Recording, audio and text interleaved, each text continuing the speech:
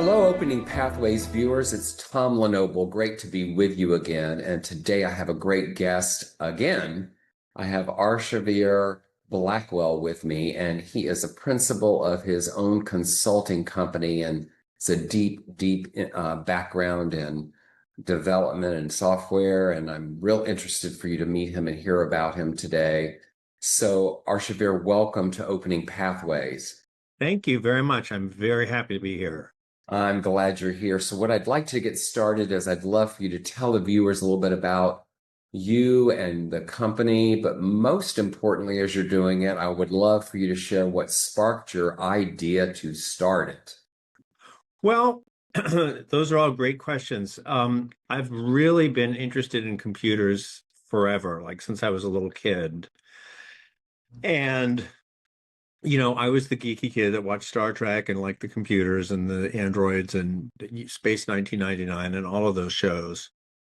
And then when I went to college, I just kind of continued in that vein. I majored actually not in computer science, but in a closely related field called cognitive science, which is kind of like computer science plus cognitive psychology plus neuroscience. So it's like sort of a proto AI kind of field because it's not interested just in computers as computing machines, but also in information processing as a general principle across both machines and human beings and how the two compare and contrast and doing a lot of the same kinds of tasks. So the way humans solve those problems may be different from the way computers solve those problems. And then because I'm super interested in the language, which is kind of what my focus is with AI, I was also a creative writing major.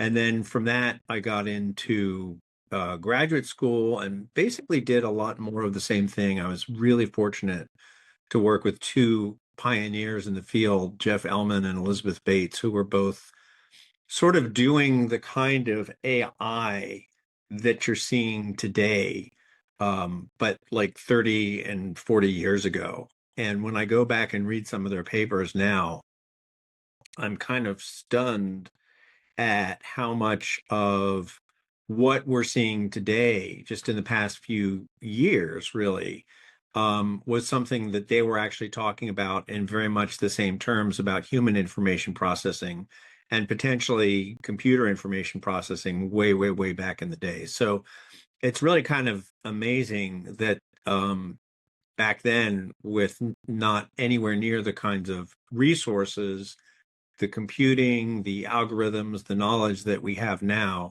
they were able to do so much and to predict so much of what's going on. And so that just kind of led me into doing a lot of the same thing. And so the rest of my career since then has been basically, I'm really interested in how what we used to call neural networks and now we're calling AI and transformers and different, there's all sorts of different terminology popping up, but it's all basically neurons in silicon that are simulating in a very broad sense what goes on in the brain. And so I've worked, one of my first jobs was with Ask Jeeves, which you may remember I way, do. way, way, way. That's a very ancient I do. reference.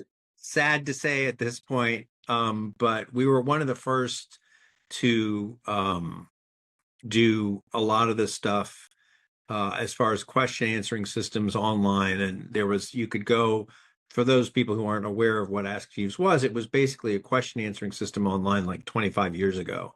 Nowhere near as sophisticated as ChatGPT, of course, but still pretty amazing for the day. And basically, you would have a question like, I want fares for flying to Orlando this summer. And it would come back to you not with the answer per se, so it wasn't that sophisticated, but it would come back to you with a list of potential questions that matched your question, and then it would direct you, if you selected the question that was relevant to what you wanted, it would direct you to the answers to that question. And initially, a lot of that was done very much by hand. So it really wasn't computer automated in any real sense. We had people setting weights to questions so that, if you use certain keywords in your question, then you would get certain answers popping up. And one of the projects that I worked on, actually the main project that I worked on, was to do neural network automation of that. So what we had was a system, a prototype system, that basically would take a whole bunch of potential questions and map those to questions in the database. And instead of having human beings go in and set the weights manually, which is, as I said, what we were doing previously, it actually did all of that automatically, which is very much the way ChatGPT works today, except, of course, at a much, much higher level. But the basic idea, the basic principle is the same, which is you have a whole bunch of input data and you have a whole bunch of output data. And you try to match the input data to the output data so that when you get new inputs, if they're close enough to what it's seen in the past, it will generalize and figure out, oh, this question should go to this other question over here. And so that's what I'm going to give back to you. And when you're using something like Claude or ChatGPT or Gemini, it's using technology that's much more sophisticated, but basically founded on that same principle of training and testing Yeah, with those tools were large sets of really, data. really, really interesting back then. They were really a lot of fun. They were very popular, and I think they were the precursor of a lot of what we're seeing today. So I want to go a little deeper here today. I find when I talk to people, it's very interesting to understand who in their early life influenced what they're doing today, where, back when we were kids, somebody usually was involved that prompted us to be on a path that we've been on and become who we are today. What Yeah. is that for you, Arshavir? Well, I think I was very lucky. I had in elementary school a couple really good teachers who were not necessarily technically savvy, but I think they were very encouraging of my interests. I remember my fifth grade science teacher was great, and there were like science fiction books that she suggested that I read that, she gave me. And we had a lot of science quizzes in her class that just were really a lot of fun. And so she really, really ignited for me. I mean, there was already an interest in science for me at that time.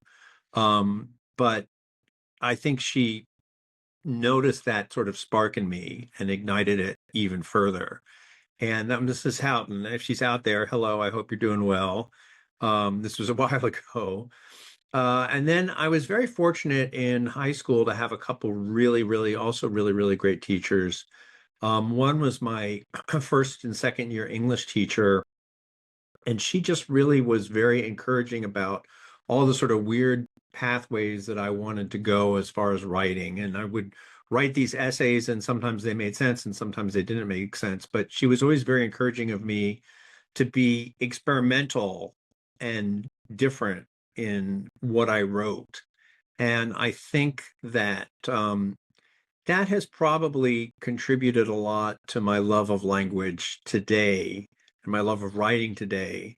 And the fact that we now have these systems that can sort of do writing on their own that we can basically collaborate with. And so that kind of collaboration is, I think, for me with this technology, a really, really key aspect of the proper way to use it. In that a lot of people talk about AI and it's just like, well, I type something in and it gives me something back and I use it. I see AI as being much more of a hand in glove sort of thing where you collaborate with it, you get ideas from it, and then you reform and refine what it's given you.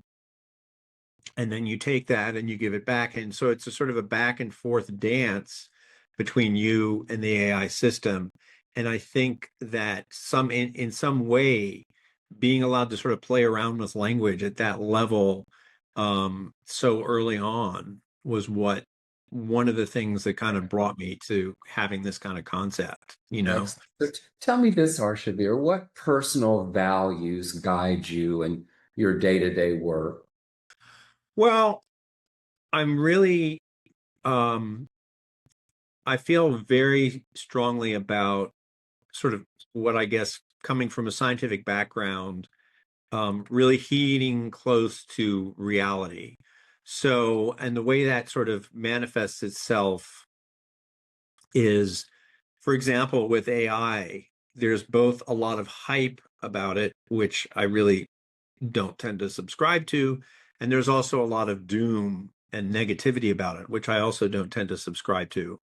And I tend to feel really, really important about kind of being as unemotional and objective as possible, which I think comes from, being trained in graduate school as a scientist. So, um, I'm not really interested in emotional arguments so much as I am interested in like, what are the facts? What does this experiment show us? What does this piece of information show us?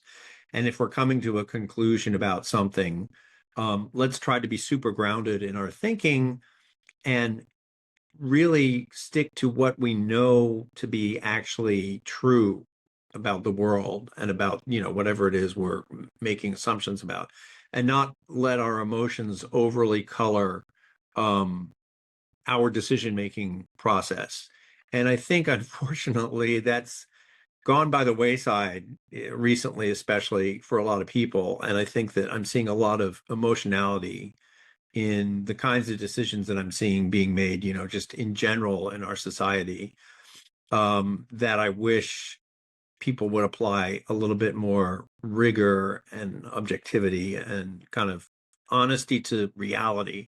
So not honesty in terms of always telling the truth, which is of course also important, but being true to what's really true of reality and not letting your preconceived notions or your desires about how things would be color what you actually find out to be empirically the Mhm. case, if that makes any sense. Yeah.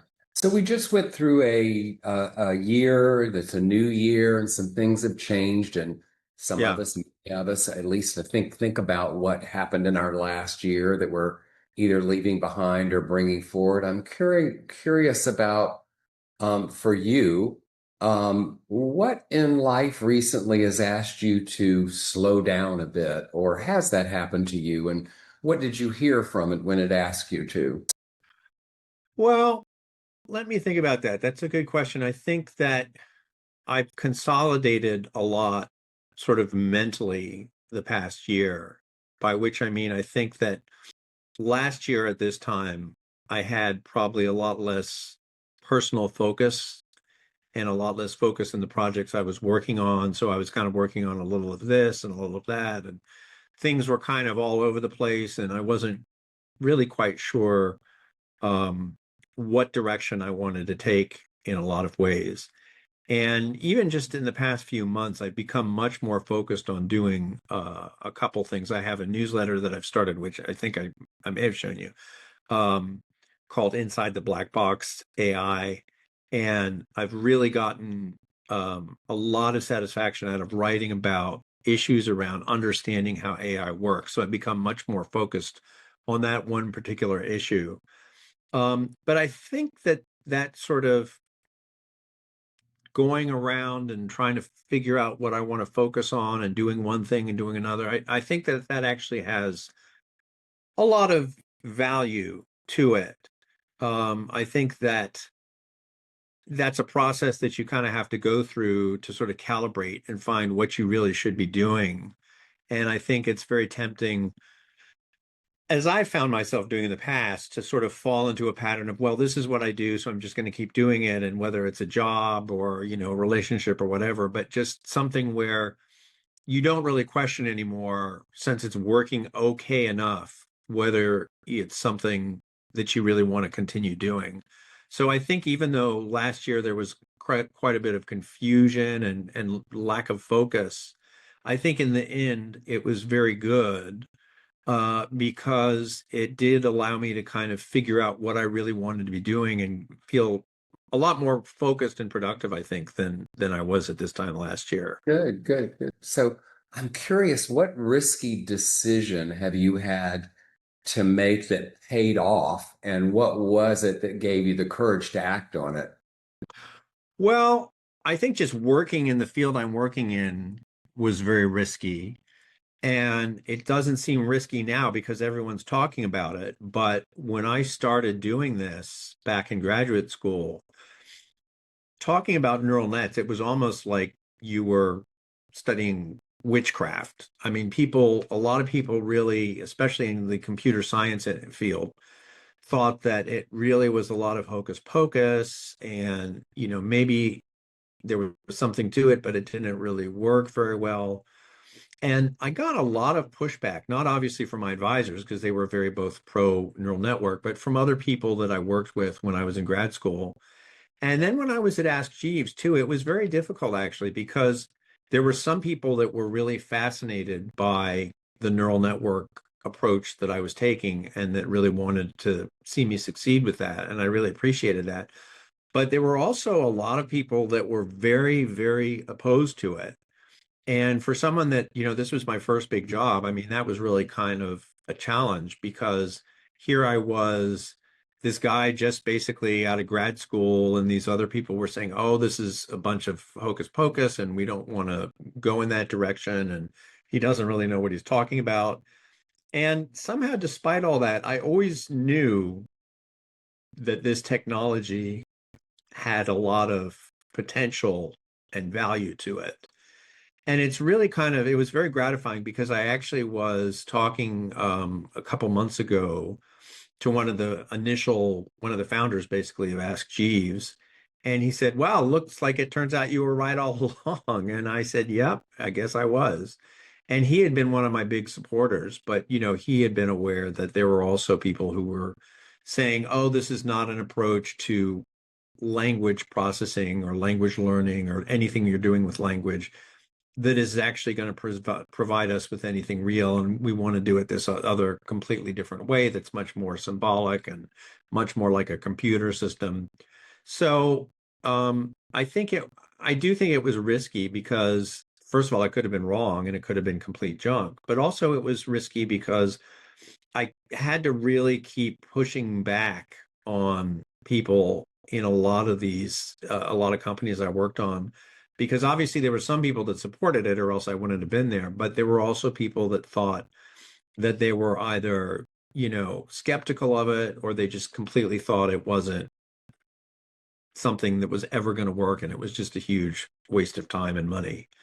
And I'm glad I took the risk because, here we are now, and everyone is talking about exactly these kinds of models.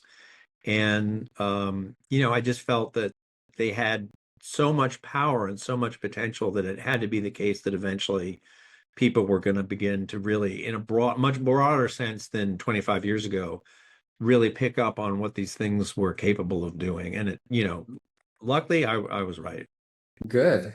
Yeah. How does Arshavir decide when to pivot or push through?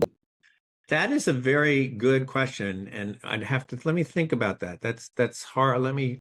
How do I decide when to, you know, a lot of it is intuition. It's despite the fact that I've talked about rationality. I mean, I don't want to say it's emotional necessarily, but I think that when I'm working on a project, I really get into it, but I also try to really continue to align it with what people out there in the world really want and what is feasible to provide for them in terms of like actual software. And so I think that what probably I pivot when I begin to detect a sort of a break or a crack between what I'm doing right now and what my sense of the market and my sense of what people want is um, telling me I should be working on. So there's always this kind of continual tension, but that I mean I think all of us have between if we're working on whatever kind of project we're working on, between what we really enjoy doing. We get up in the beginning of the day and whenever we get up, and it's just like working on that all day is very fulfilling and we don't feel like it's work.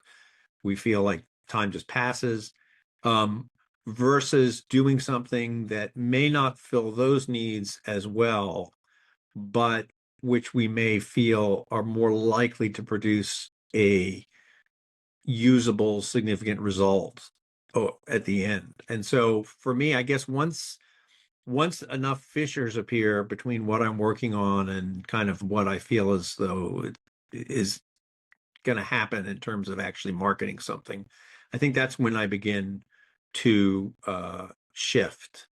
And it's it is funny because it is part of it is just a sort of feeling that I get that, hey, I'm really loving doing this, but I've got to start.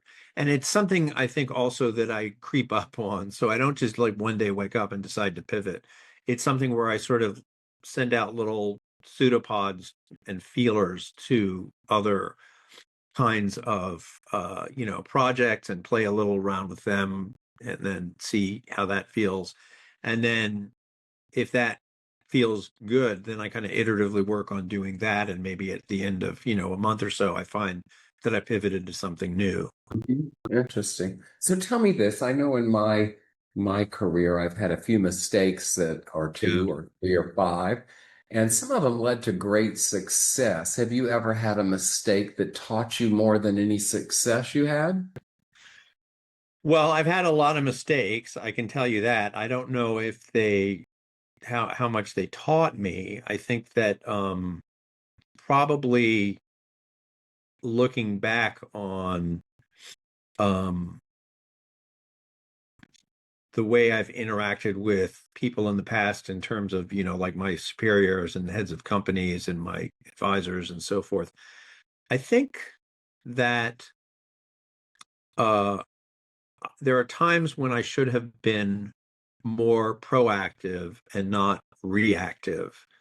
So I think that there are times, and this kind of gets back to something I was saying earlier.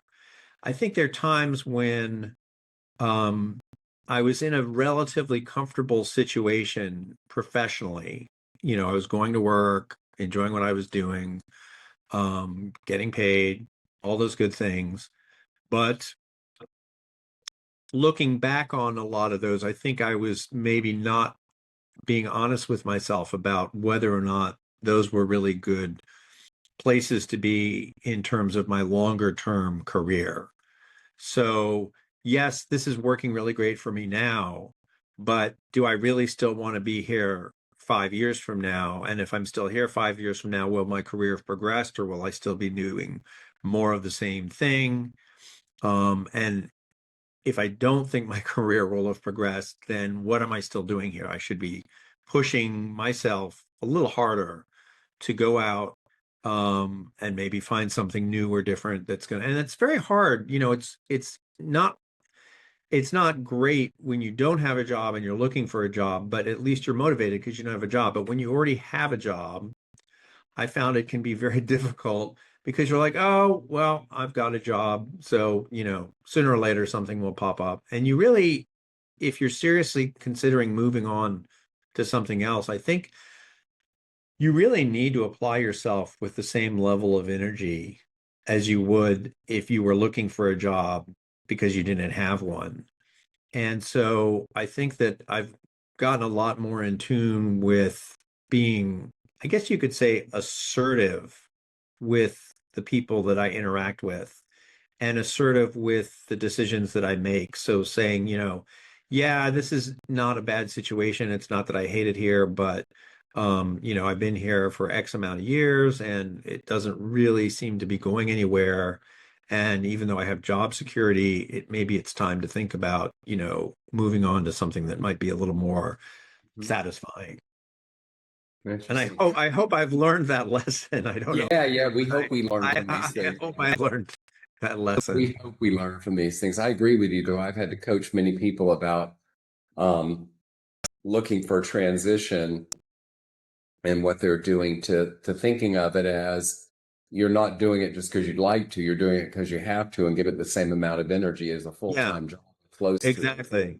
And it's It very requires. difficult. I mean, I found it very difficult Yeah. because, in those in between times, it really sucks when you're looking for a job. But once you've got one, you really kind of feel like you've deserved a bit of a break and you feel like you want to coast, but after a while, it's like, well, I mean, okay, you can coast, but how long are you going to really be happy staying at what you're doing right now, Yes. you know? Yes. So tell me this.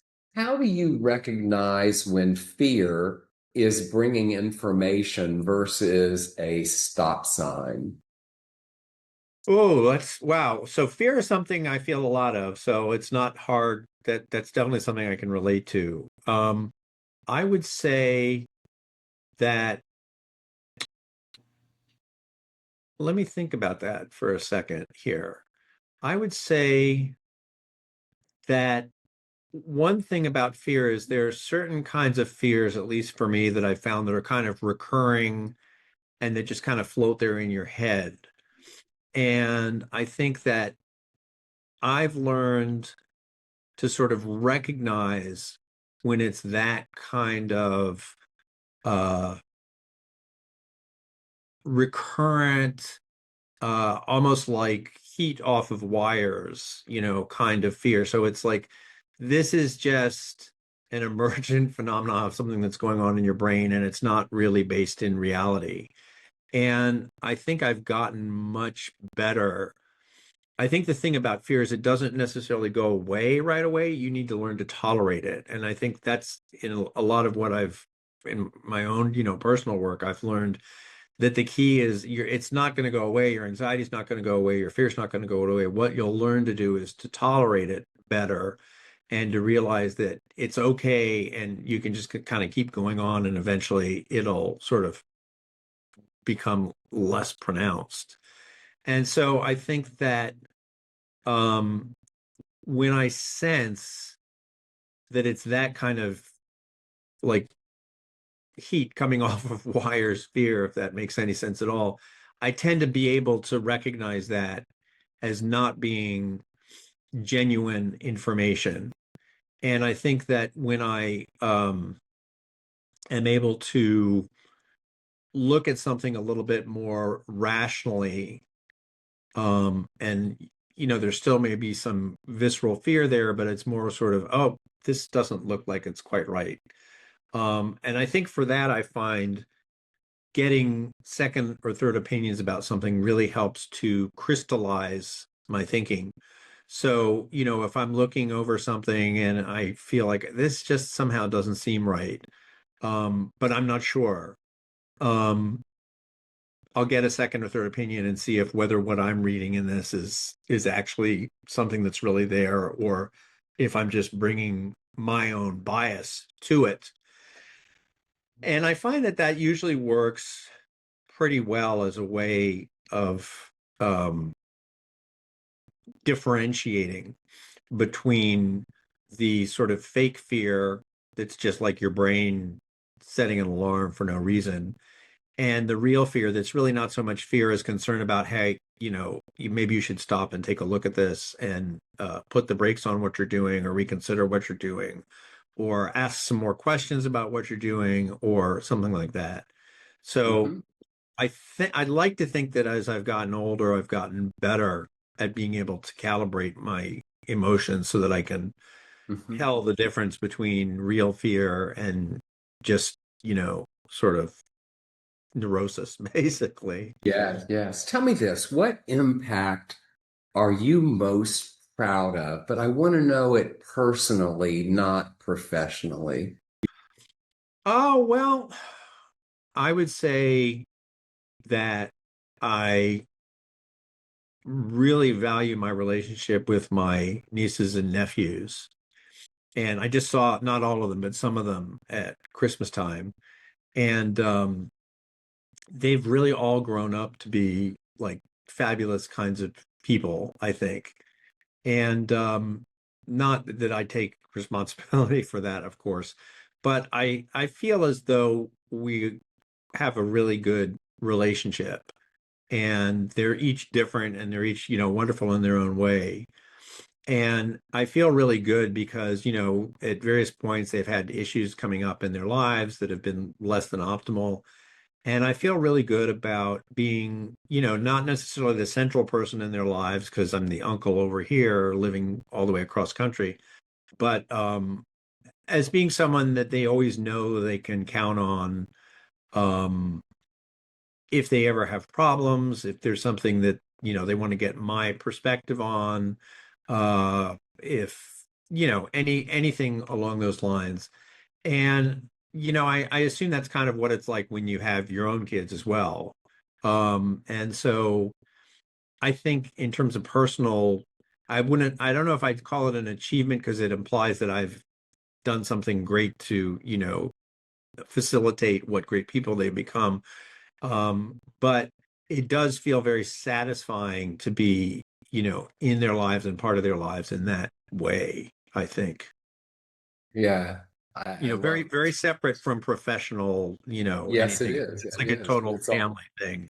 the part about the balance of life, right? So Yeah. tell me this, if you had to put in any kind of boundary to ensure that you have sustainability, sometimes there are those of us that we can work, work, work. I know somebody asked me today, Tom, do you ever rest? And my response was, I am resting. Just wait till you see what happens this year. And I'm pretty high functioning, and I was joking a bit, but I was also very serious. Have you had to put a boundary in to sort of require to make yourself be able to sustain yourself?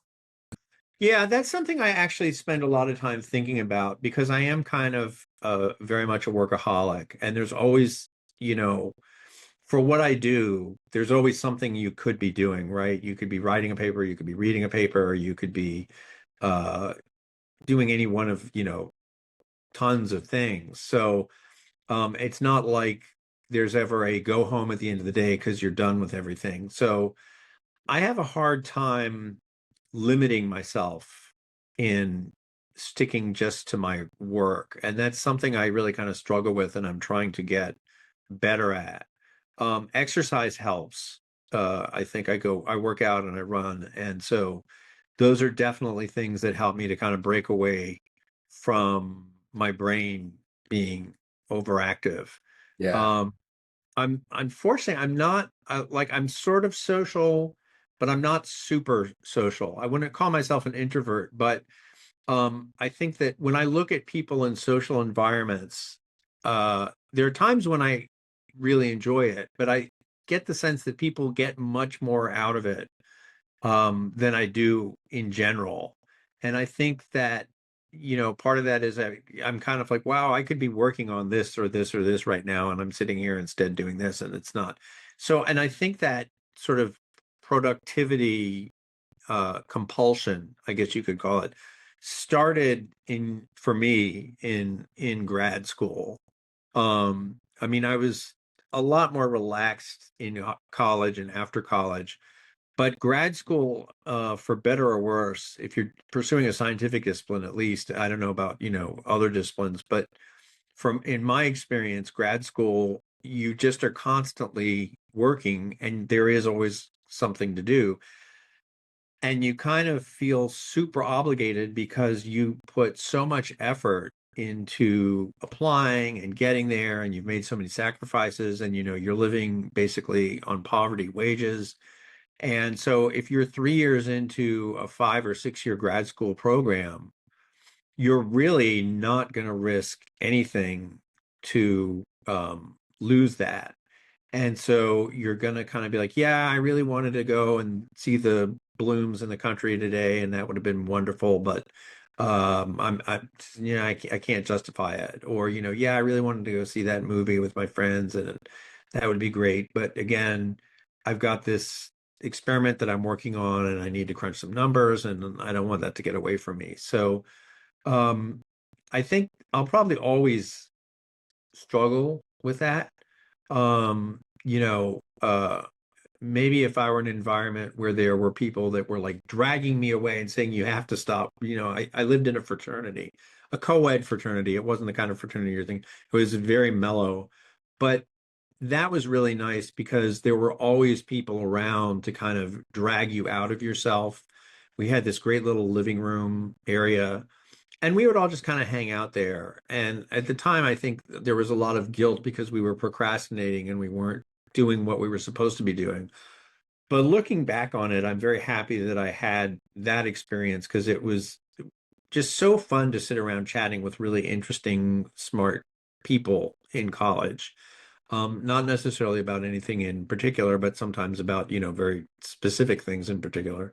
Um, so I don't know. Maybe as I get older, I'll chill out a little bit. I can't imagine it, but anything is possible. Anything is possible, just as Yeah. nothing is certain. Tell Okay. me, what's the boldest vision for your business in the next few years?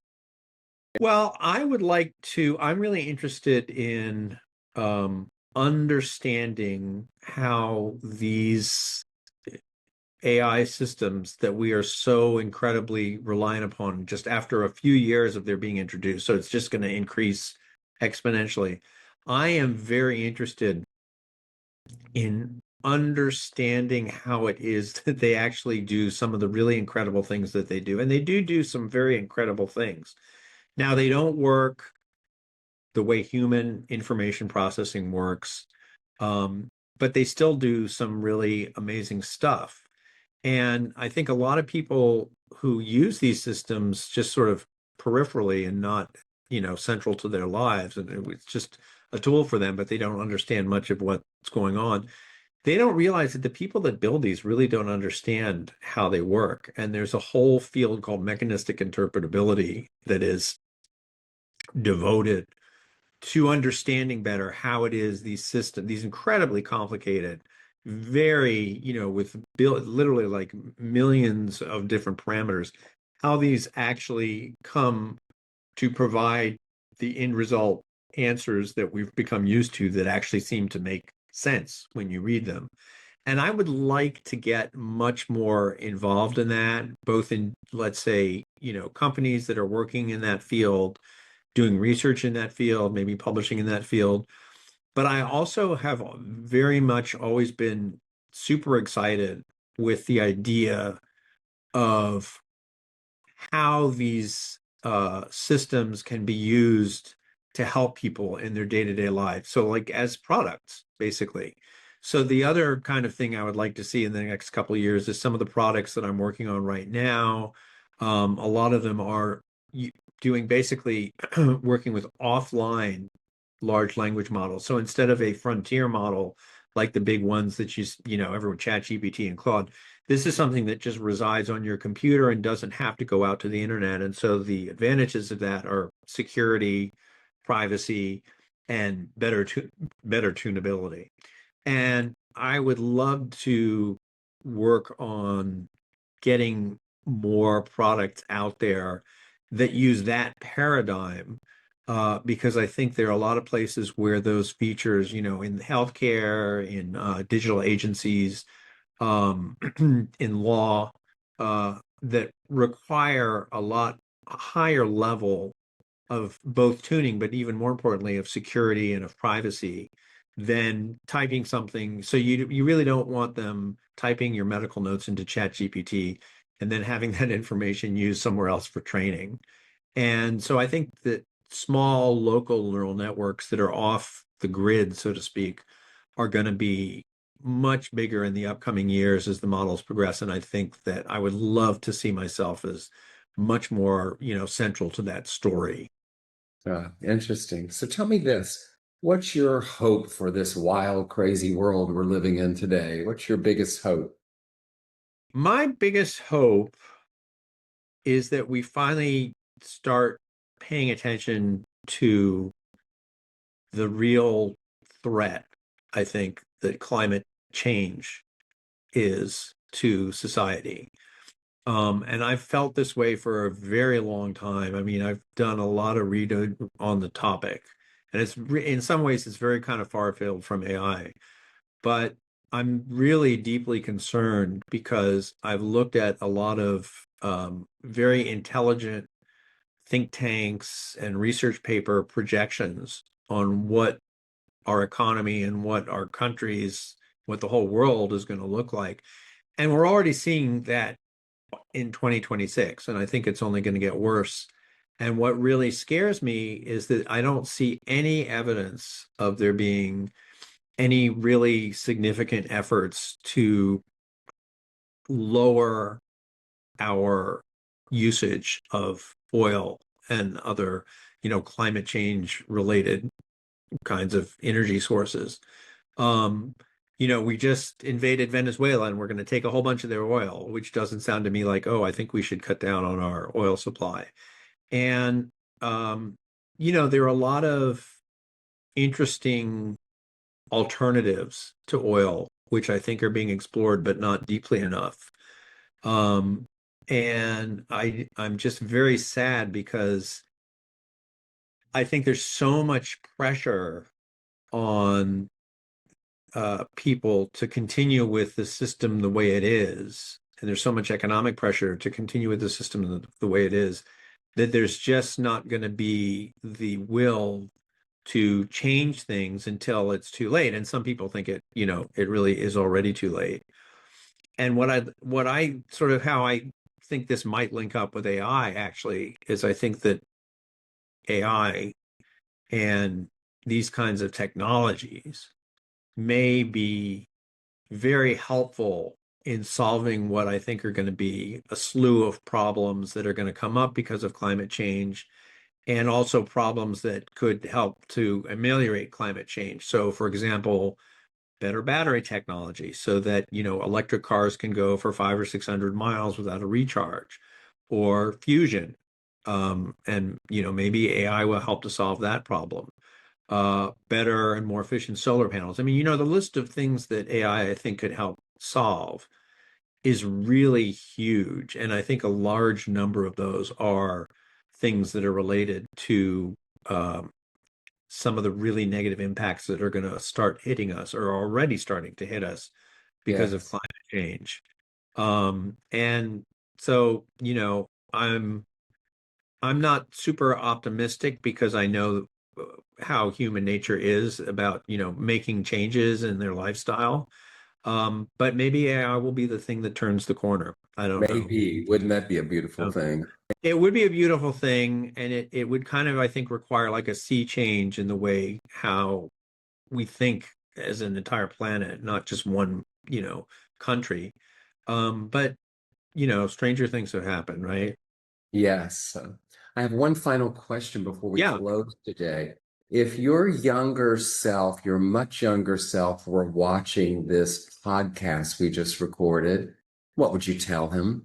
I would tell him to believe in yourself more, trust in yourself more, and not that, not to think that you're infallible, but to maybe have a little bit more self-confidence and feel less like you have to, like you're, somehow the odd man out or the one that doesn't, quite fit in. It's like everybody's, realize that everybody has a contribution to make, and you need to feel much better about it. I mean, when I was much younger, I think I had some confidence issues, as probably a lot of people of that, 20s and 30s did. And I would just be like, yeah, just knock it off. You gotta, just sit up straight and do what you can do. I think that would be what I would say. I love that. Yes. Arshavir, thank you for being on Opening Pathways today. Thank Tell our you. viewers how they can find you. Yes, so they can go to yourvoicecraft.ai, which is an application that I'm working on. And it also is a link to a book for digital agencies who are interested in using AI. And then my newsletter is insidetheblackbox.ai, which is a Substack newsletter. And it's also got a related podcast. And so either of those two places, or you can just Google my name, Arshavir Blackwell, and you'll find me popping up because there's not many of us out there. So Arshavir Blackwell. So yeah, if anybody has any questions or Good. wants to reach out, I'd love to hear from them. Thank you again for being on Opening Yeah, Pathways. thank you. You too. Yes. And to my viewers, this is Tom LeNoble. I'll see you next time.